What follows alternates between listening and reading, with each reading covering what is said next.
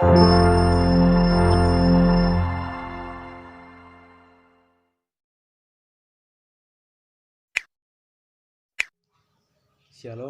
salam olahraga, jaya. Perkenalkan, nama saya Jeniarto Lesbuke, mahasiswa Universitas Nusa Cendana Kupang, program studi Penjas Kesrek.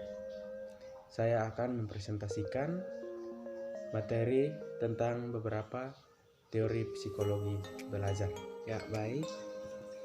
Di sini yang akan kita bahas pertama yaitu beberapa teori behavioristik. Ya, seperti yang sudah kita ketahui bahwa teori behavioristik berkembang dari tahun 1849 sampai dengan 1936. Teori ini berkembang di Amerika Serikat dan sangat mempengaruhi teori psikologi belajar. Ya, baik teman-teman. Ya, walaupun pengaruhnya dalam bidang teori agak mundur karena masih ada pengaruh dari aliran-aliran lain, namun pengaruhnya dalam dunia pembelajaran sangatlah terasa. Kita akan masuk ke pembahasan berikutnya yaitu koneksionisme dari Thorndike.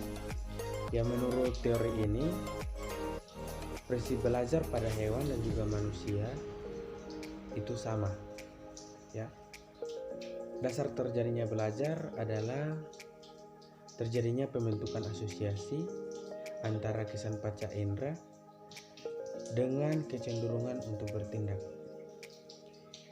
Ya, di sini Thorndike mengemukakan 3 kelompok hukum yang memberikan keterangan tentang proses belajar, yaitu meliputi yang pertama yaitu 3 buah hukum primer, dan yang kedua yaitu 5 buah hukum subsidiar, dan yang ketiga yaitu ada beberapa hukum lain.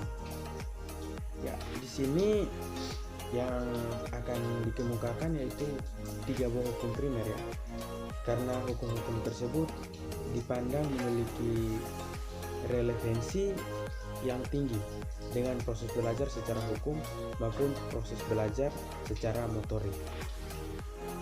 Di sini yang akan kita bahas pertama yaitu hukum kesiapan. Hukum kesiapan di sini Hurlok mengatakan bahwa keterampilan yang dipelajari dengan waktu dan usaha, orang yang sudah siap lebih efisien dibandingkan orang yang belum siap belajar. Ya, kesiapan di sini yang dimaksudkan yaitu tidak hanya kesiapan psikologis saja, melainkan kesiapan fisik juga sangat berpengaruh dalam pencapaian sebuah hasil belajar. Teman-teman, hukum kesiapan ini memiliki makna bahwa kegiatan belajar atau berlatih akan berlangsung secara efektif dan efisien apabila siswa atau atlet memiliki kesiapan belajar. Dalam hal ini seperti juga pada apa yang sudah dikatakan Hurlok, bahwa orang yang siap belajar dengan orang yang tidak siap belajar akan berbeda hasilnya. Orang yang siap belajar akan mencapai hasil, sedangkan orang yang tidak siap belajar akan gagal, begitu. Ya, mungkin demikian, dan kita akan masuk pembahasan yang kedua yaitu hukum latihan. Ya, hukum latihan ini di sini menjelaskan bahwa dengan mengulang-ulang respon tertentu sampai beberapa kali akan memperkuat koneksi atau stimulus dan respon sebagaimana dijelaskan oleh Fitz dan Posner dalam Bunks-Clay. Dengan latihan berulang-ulang dalam waktu yang lama akan terjadi otomalisasi. Ya, sekalipun pada mulanya siswa hanya mencoba-coba, perilaku ini merupakan suatu proses yang mengutamakan aktivitas fisik. Ya teman-teman, hukum ini menunjukkan koneksi antara kondisi yang merupakan perangsang dan tindakan akan menjadi kuat karena latihan, dan koneksi tersebut akan menjadi lemah karena kurang atau tidak latihan. Ya, kita akan masuk ke pembahasan berikutnya, yaitu hukum efek. Ya, di sini Higgeret dan juga Bauer menjelaskan bahwa menguat atau melemahnya koneksi konsekuensi dari hasil. Ya, menurut hukum ini, koneksi antara elemen stimulus respon akan menjadi kuat jika mendapatkan pengalaman yang menyenangkan dan sebaliknya. Ya, kita sudah membahas 3 hukum yang dikemukakan oleh Thorndike, dan yang akan kita bahas berikut yaitu konsep transfer of training. Ya, di sini masih ada satu hal yang penting ya, yang perlu dikemukakan di sini dari konsep Thorndike, yaitu transfer of training. Ya, konsep ini mengandung makna bahwa apa yang pernah dipelajari atau dilatih di suatu sekolah dapat dimanfaatkan untuk hal-hal lain. Pengetahuan dan keterampilan yang diperoleh sebagai hasil belajar di sekolah dapat pula digunakan untuk memecahkan permasalahan-permasalahan yang ada di masyarakat. Ya, kita sudah membahas materi dari Thorndike tadi, teori Thorndike, dan kita akan masuk ke pembahasan yang berikutnya, yaitu konsep classical conditioning dari Pavlov. Ya, eksperimen yang dilakukan oleh Pavlov mengenai berfungsinya kelenjar ludah pada anjing merupakan contoh klasik yang mengenai bagaimana tingkah laku tertentu dapat dibentuk dengan pengaturan dan manipulasi lingkungan. Proses pembentukan tingkah laku disebut proses pensyaratan. Proses pensyaratan yaitu dari air liur anjing yang semula-mula hanya keluar kalau ada perangsang yang berwujud makanan, akhirnya dengan proses pensyaratan tertentu air liur anjing dapat keluar karena perangsang lain yang bukan makanan. Ya, kita akan masuk ke pembahasannya yang ketiga, yaitu operant conditioning dari Skinner. Ya, seperti Pavlov dan Weston, Skinner juga memikirkan perilaku sebagai hubungan antara perangsang dan respon. Ya, teori ini dikembangkan dengan melakukan percobaan pada tikus yang dimasukkan ke dalam kotak dan dipasang pengungkit. Ya, dipasang pengungkit sehingga apabila pengungkit tersebut ditentukan atau ditekan, maka akan mengeluarkan makanan. Ya, setelah mereka melakukan percobaan, hasil percobaan tersebut Skinner langsung membedakan adanya 2 macam respon ya. Ada 2 macam respon, yaitu yang pertama yaitu responded, dan yang kedua itu adalah operant response. Di sini teori Skinner pengaruhnya sangat besar. Konsep-konsep behavior control dan modification control yang sangat populer pada kalangan tertentu bersumber dari teori Skinner ini. Ya, dalam dunia pendidikan, khususnya dalam konsep lapangan metodologi dan teknologi, mengajarkan pengaruh dari teori ini sangat besar peranannya, ya. Program-program inovatif dan bidang pengajaran sebagian besar disusun berdasarkan atas teori Skinner atau teori yang kita bahas ini, ya. Kita akan masuk ke pembahasan berikut, yaitu teori kognitif. Teori kognitif ini muncul karena para ahli teori tidak dapat menerima ikatan stimulus respon sebagai unit perilaku yang sangat memuaskan. Ya, pembahasan berikutnya yaitu teori Gestalt. Ya, teori ini dikembangkan oleh Kafka, Kohler, dan juga Wertheimer. Dalam percobaan Kohler menggunakan simpanse dalam kandang. Ia menggunakan 2 buah tongkat untuk menusuk pisang yang berada di luar kandang. Ya, penelitian ini dilaksanakan oleh aliran ini dengan mulanya diarahkan pada pengamatan bentuk. Ya, dari hasil penelitian tersebut mereka mengemukakan beberapa pendapat melalui hukum-hukum. Ya, hukum-hukumnya yaitu sebagai berikut yang akan kita bahas. Pertama yaitu hukum Pragnes.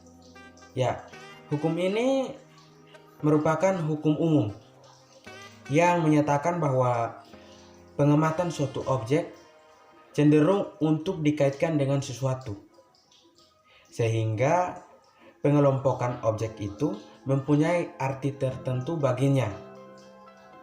Pengaturan tersebut mungkin menurut bentuk dan juga menurut ukuran dan sebagainya. Ya, yang kedua yaitu hukum kesamaan.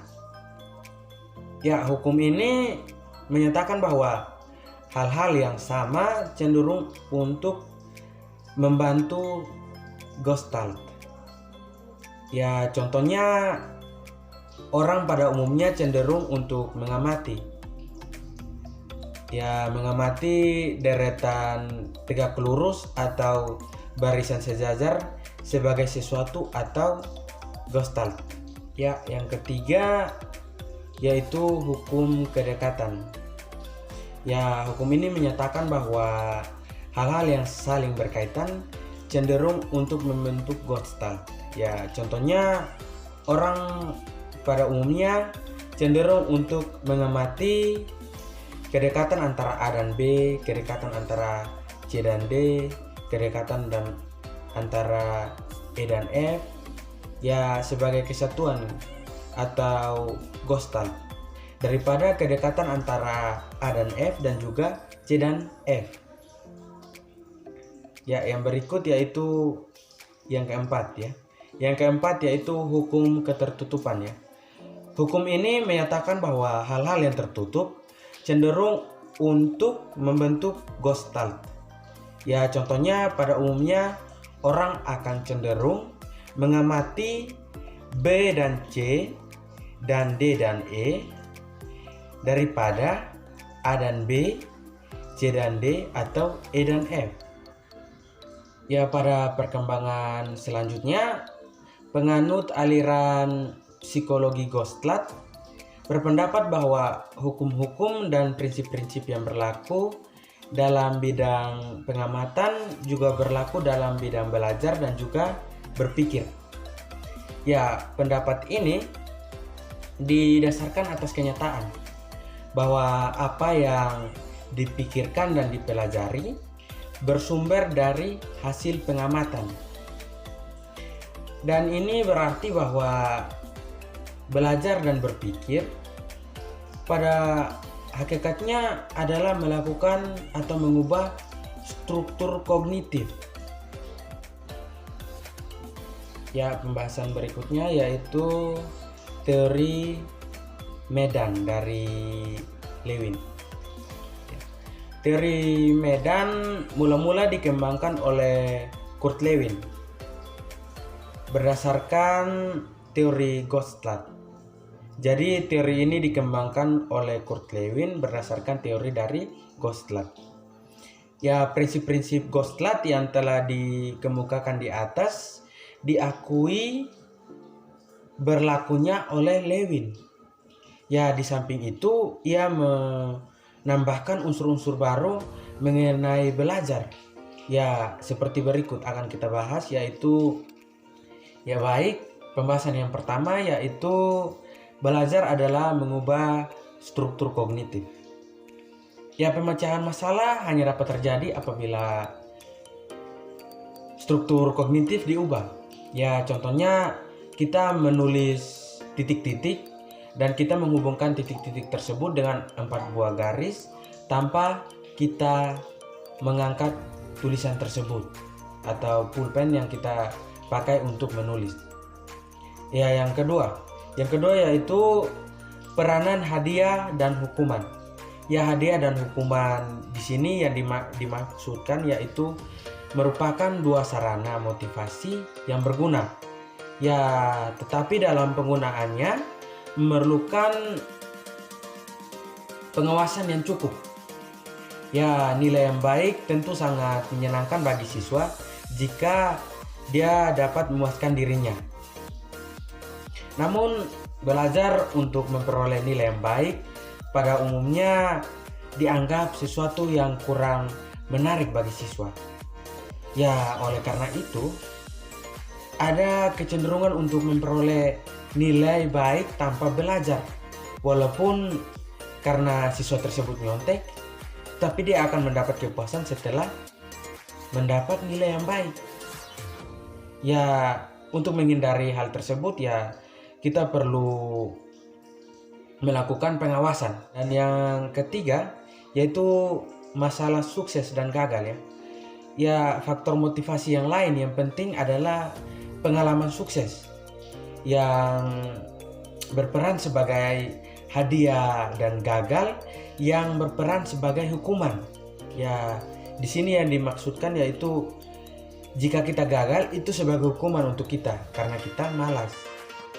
Ya, apabila seorang mendapat pengalaman sukses, maka dia akan merasa bangga, senang, puas, menggairah, dan sebagainya. Sehingga dia akan merasa bangga dan sukses pada setiap kali ada kesempatan. Ya, sebaliknya, apabila seorang tidak pernah mendapatkan kesuksesan atau sering gagal, maka dia akan lengah dan putus asa sehingga dia tidak berusaha mencapai suatu kesuksesan, tetapi dia menyerah. Ya, baik, kita akan masuk ke pembahasan terakhir kita yaitu taraf aspirasi. Ya, pengalaman sukses dan gagal itu erat kaitannya dengan taraf aspirasi seseorang. Ya, sesuatu hal yang bagi seseorang dianggap telah menimbulkan pengalaman sukses, bagi orang lain barangkali sering dianggap kegagalan, dan begitupun sebaliknya. Karena itu, pengalaman taraf aspirasi merupakan hal yang sangat penting dalam belajar.